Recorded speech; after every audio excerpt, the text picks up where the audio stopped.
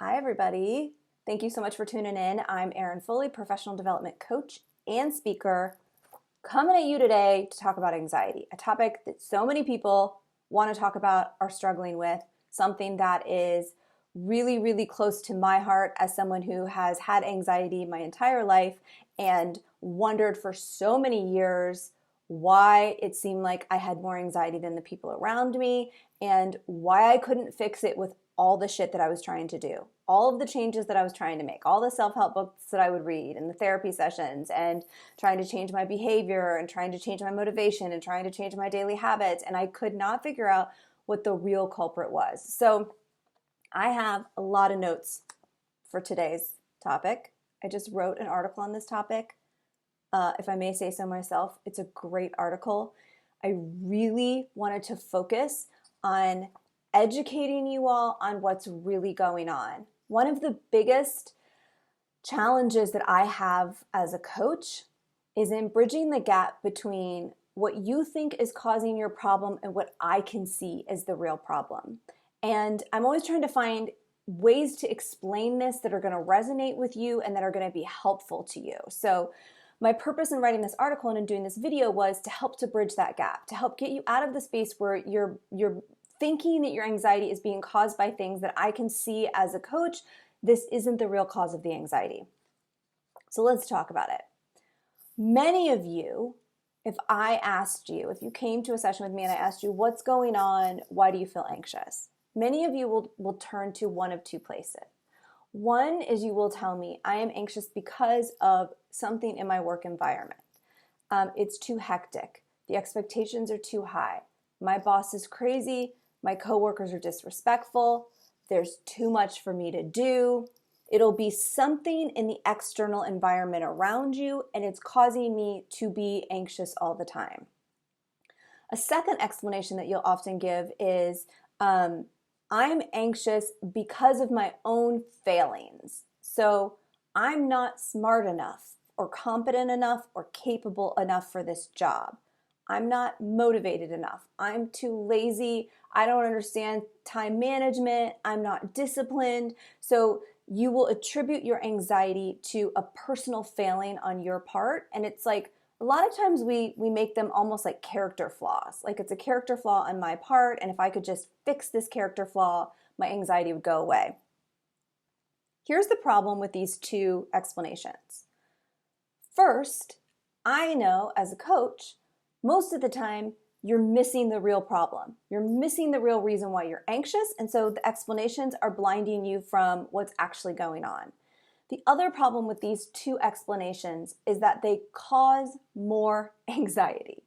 So if your explanation for your anxiety is, it's my work environment, it's my boss, it's my coworker, it's the high expectations, it's the to-do list that's too long, you don't have a lot of control then over changing that, because in order for the anxiety to go away, it means you either need the people around you to change, the role that you're in to change, or for you to leave.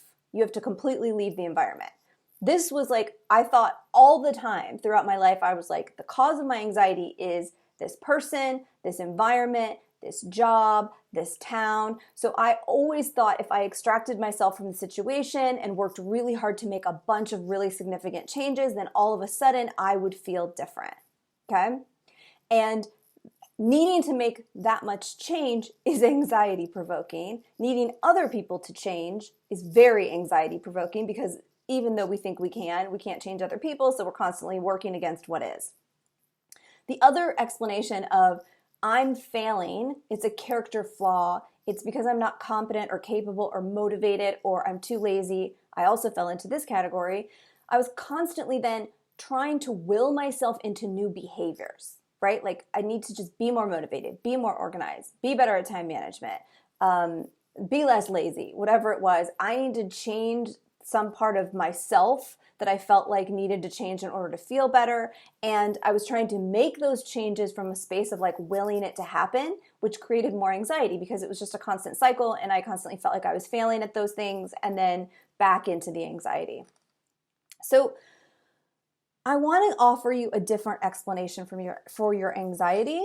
And I want you to really like stick with me on this and take some time to think about it. your workplace is a microcosm for the human experience. So you were born inherently with a desire for survival. And our brain has these sort of primitive needs built in. We want to feel accepted. We want to find a tribe of some sort so that we can be accepted, have status, have protection, have connection, have purpose.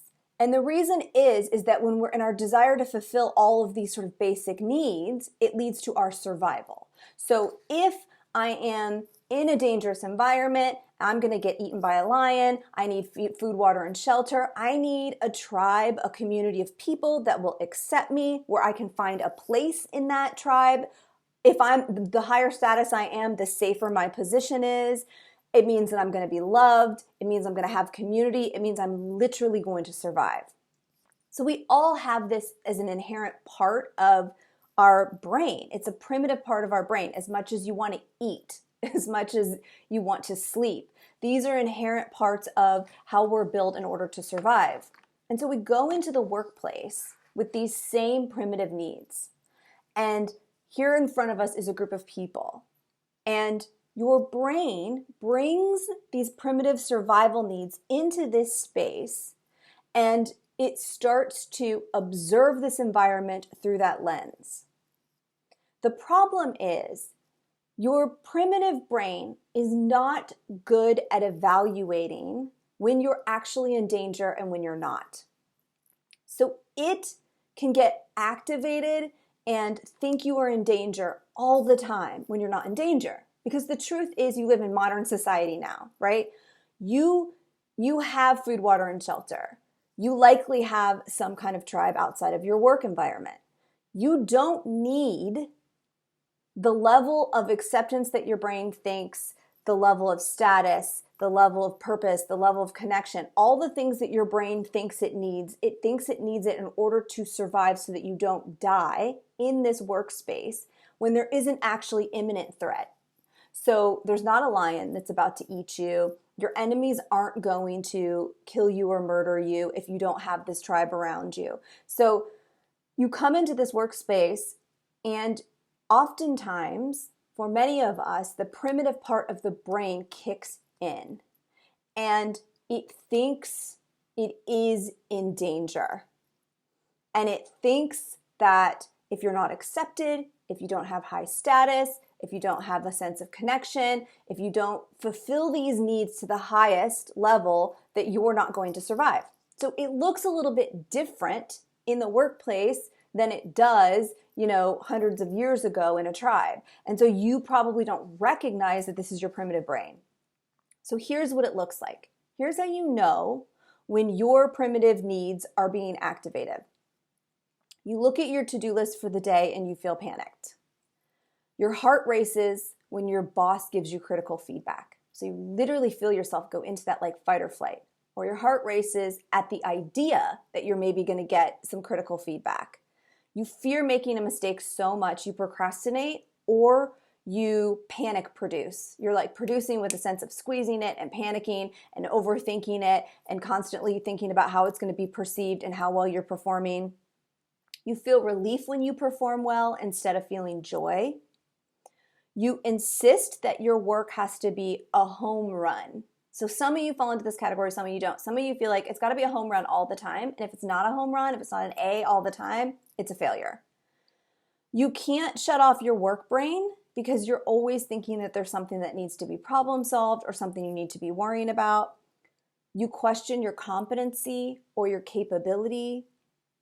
You ruminate over someone's behavior at work, and you ruminate over how it needs to change, right? So it's not just like someone annoys you and you're like, like Jim Bob is so annoying, and you move about your day. It's like Jim Bob's behavior kind of ruminates in your brain, and you feel annoyed and you feel agitated, and you take it home with you and you're thinking about it, and your desire to make this change or to tell him how disrespectful he is gets stronger and stronger and stronger. You overthink your emails, conversations, fearing how you're going to be perceived by others. You think a lot about how others are perceiving you, your performance, maybe your personality, anything about you yourself. So here's the thing. What's happening is that you think, because your brain tells you, that your reason for the anxiety is these external circumstances. The reason for the anxiety is actually your primitive brain has been activated and it thinks you are in danger, and it's like operating on overdrive. And it starts to skew everything we're looking at, and it starts to create a level of panic and heaviness to things that's disproportionate to what's actually happening. So it seems so clearly to you that it's the external circumstance, but here's how we know that it's not. I can take two people. I can put them both in the exact same circumstance. One person experiences intense anxiety the whole time. The other person is unaffected, they focus, and they move throughout their day. The reason why these two people can experience the same circumstance differently is because their brain is reacting differently to the circumstance that they're in.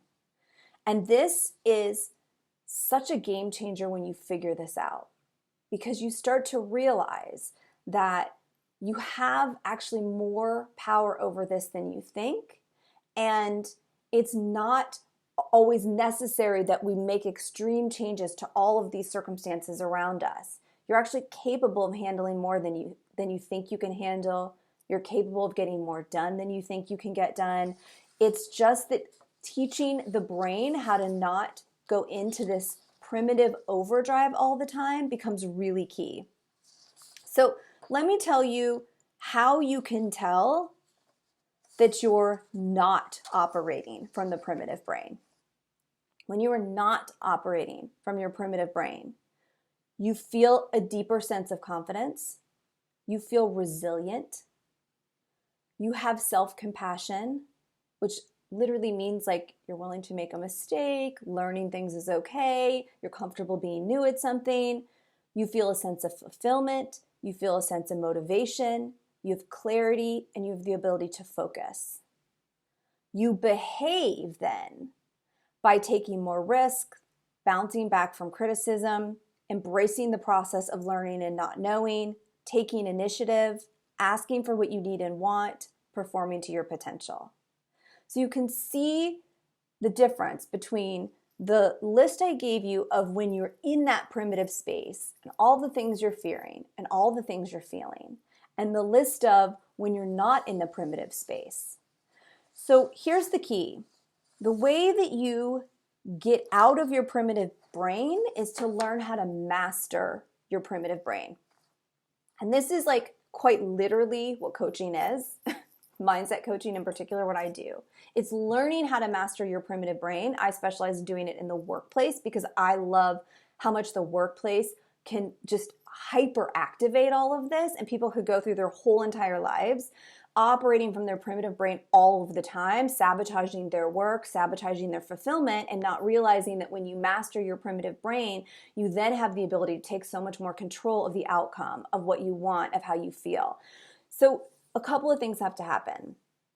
One, you have to become aware that it's happening internally, that it's your primitive brain, and you need to become aware of your specific flavor of that.